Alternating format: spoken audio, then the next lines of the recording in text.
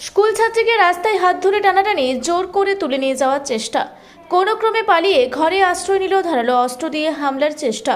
চিৎকার চেঁচামেচিতে জড়ো হয় এলাকার মানুষ। অভিযুক্তকে ধাওয়া করে ধরে ফেলে গ্রামের মানুষরা। গাছে বেঁধে অভিযুক্তকে মারধর গ্রামবাসীর। খবর পেয়ে অভিযুক্তকে উদ্ধার পুলিশের। হাওড়া ডোমজুড়ের দক্ষিণবাড়ি এলাকার ঘটনা। শনিবার বিকেলে গ্রামবাসীদের চেষ্টায় প্রাণে বাঁচে শিশু কন্যা।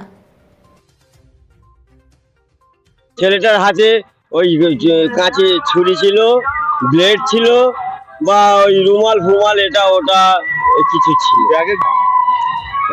হ্যাঁ, যখন ওই মেয়ে করছিল তখন হাত ধরে নিয়ে যাওয়ার পরে তাকে ছুরি দেখিয়ে তাকে ভয় দেখাচ্ছিল যে তোর টুটি কেটে দেবো, তুই আমার সঙ্গে চল। ব্যাগে কিছু খাবার ছিল সেটা দেখাচ্ছিল, দেখে তাকে টেনে নিয়ে যাচ্ছিল। সে যেতে চায়নি, তবু জোর জবরদস্তি করে তাকে নিয়ে যায়। তখন আমাদের গ্রামের ছেলেরা তাকে ধরে আটক করে তাকে ধরে টেনে নিয়ে যাচ্ছিল, তাকে অপহরণ করার জন্য তাকে নিয়ে যাচ্ছিল।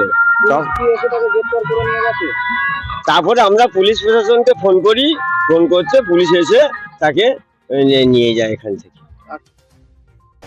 হাওড়া থেকে মণিশঙ্কর বিশ্বাসের রিপোর্ট, রূপসী বাংলা মিডিয়া।